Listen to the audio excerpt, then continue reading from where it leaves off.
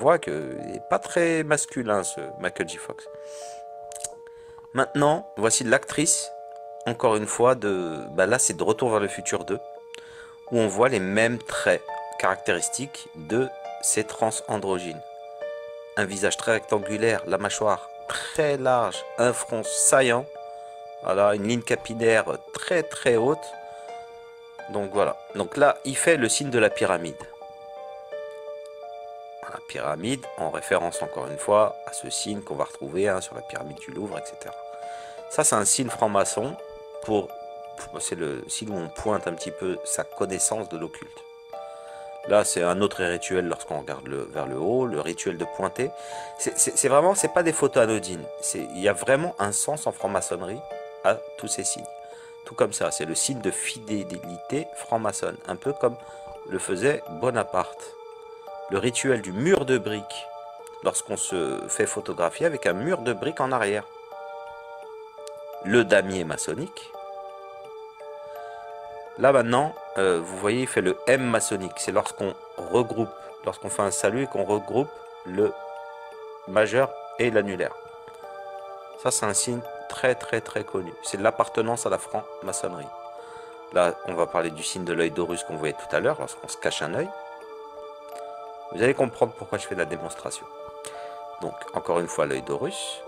Là, c'est l'œil d'Horus plus le signe de l'androgynie. Et maintenant, on va s'intéresser aux caractéristiques physiques de Michael J. Fox, ou Fox, selon les goûts. Donc, vous voyez là, il a une mâchoire, enfin une forme de visage assez ronde, contrairement aux deux femmes qu'on a vues avant, pseudo-femmes, donc son épouse et l'actrice de Je retourne vers le futur 2. Il n'a pas d'arcade sourcilière, c'est vraiment un fond très court, d'accord? Et on voit clairement l'énergie féminine qui se dégage de lui. Lorsqu'on le voit là, vous pouvez vous dire non, il a une mâchoire tout comme son épouse, assez large. Mais le problème, c'est que c'est une implantation de mâchoire, une mâchoire qu'il n'avait pas à l'époque. La mâchoire, elle ne pousse pas après l'adolescence. Et là, on voit clairement encore les épaules tombantes, au lieu d'avoir des épaules droites, avec un humérus quand même assez court, pas beaucoup de pilosité, une chevelure très abondante, et un visage quand même assez féminin. Donc là, c'est encore plus marqué. Donc là, on voit pas du tout sa mâchoire qu'il a juste après. Donc Non, regardez un petit peu ce Michael J. Fox. Vous voyez, les bras ils sont quand même assez courts, mais malgré que ce soit dans les poches, on voit qu'il y a une petite anomalie. Il y a des épaules qui sont moins larges que le bassin, voilà, et les épaules tombantes. Si on regarde encore une fois, là, vous voyez plus en détail, c'est vraiment très étrange comme personnage. Là, on voit qu'il a pas du tout, il a un front vertical quasiment, et il n'a pas d'arcade sourcilière. Lorsqu'il descend les escaliers, ça c'est un test qu'on fait souvent parce que le bassin est différent. Bon, je ne vais pas en parler ce soir, c'est un peu compliqué. Donc sa main, elle a les proportions d'une main d'une femme par rapport au visage. La démarche, elle est féminine. Bon, il lui manque un bout de téton. On ne voit pas très bien. Et là, c'est là où on voit qu'il y a un problème. Donc regardez la tête, un petit peu. Et regardez son front par la suite. En fait, avec le temps, son front s'est élargi vers le haut. C'est pas normal. Ça, c'est dû aux hormones de croissance. Les trans femmes qui deviennent hommes, elles prennent souvent des hormones de croissance. C'est pas la maladie de Parkinson qui fait ça. Je connais aucune maladie qui vous fait grandir le front, à part des hormones de croissance. Et d'ailleurs, on peut prendre l'exemple de ce joueur de foot en 1995. Regardez son front et regardez-le en 2015. Vous voyez, ça, c'est les hormones qui font ça. Voilà, on va le retrouver chez beaucoup d'acteurs avec un front qui repart tout seul vers le haut, souvent des trans. Maintenant, on va s'intéresser maintenant qu'on a fait une femme, on va faire un homme. Salem, la Joconde. Donc là, on parle de... Vous la reconnaissez? Vous la reconnaissez ou pas? Allô, allô? Il y a quelqu'un? ouais, franchement, ouais, excuse-moi, je t'ai répondu, mais pas du tout, je vois pas c'est qui. C'est Kylie Minogue, alias Kiki Minogue. Vous allez comprendre pourquoi. Donc maintenant, comparé à Michael J. Fox, qu'est-ce que vous remarquez? Bah, des épaules très larges, un bassin quasiment inexistant, des Mhm. bras très longs, mais Si on regarde de plus Ah, c'est près, elle, je l'avais pas reconnue sur l'autre photo, d'accord. voilà, quand elle était plus jeune, là, vous remarquez quand même qu'il y a un problème au niveau des muscles du cou et de la mâchoire, de la forme de la mâchoire. Hmm.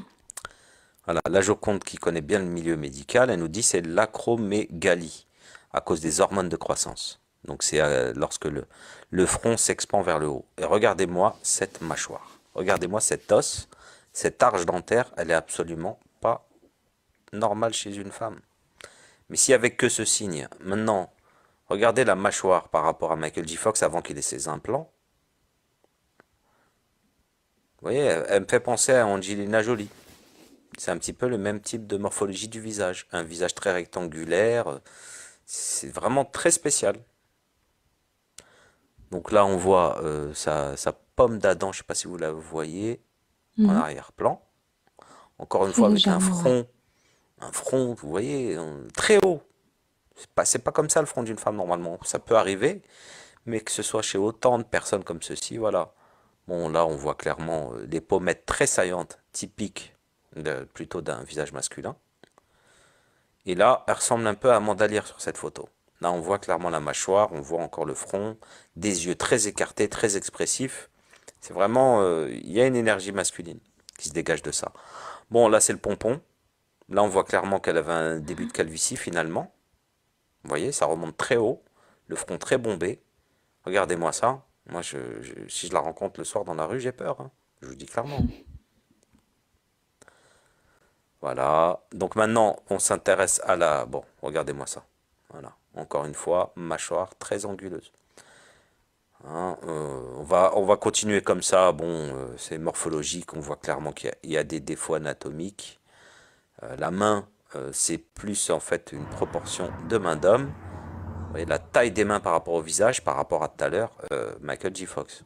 En fait, c'est le pelvic intérieur tilt en français, c'est la courbure du pelvis, c'est-à-dire des hanches. Chez une femme, c'est vraiment en S. Là, il n'y a pas de courbure du bassin. Et encore une fois, on va voir les bras, notamment. Bon, là, on voit légèrement la ceinture d'Adonis. Je suis désolé, hein, peut-être la luminosité qui est pas top. Là, on voit Voilà. bien. Voilà. Je vais pas trop m'attarder sur ce genre de photos. Bon, il n'y a pas de fesses, entre guillemets, hein, c'est pas les fesses d'une femme. Là maintenant, contrairement à Michael J. Fox, quand elle descend les escaliers, les genoux sont bien en ligne. Chez une femme, anatomiquement, c'est pas possible à cause de l'angle des fémurs.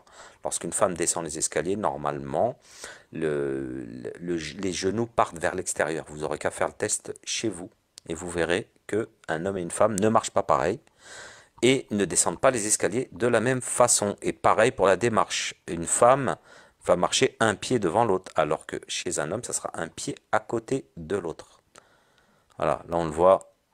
Après, c'est pas des vidéos, c'est vrai que c'est dans les vidéos, c'est plus parlant. Donc maintenant, encore une fois, l'allure générale, on voit clairement la masse osseuse, la cage un petit peu que font les clavicules, typiques de chez un homme.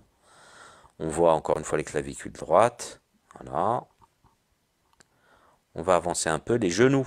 Chez une femme, les genoux, normalement, on ne voit pas l'os à cause de la masse graisseuse qui se trouve chez les femmes. Et par contre, les chevilles sont plus fines chez un homme que chez une femme. Voilà, les genoux très marqués. Donc là, c'est tout un tas de signes que je vous montre. Hein, on va avancer un peu. Là, on voit les bras. Là, vous voyez clairement la largeur des épaules, le bassin et les bras qui pendent vers le bas.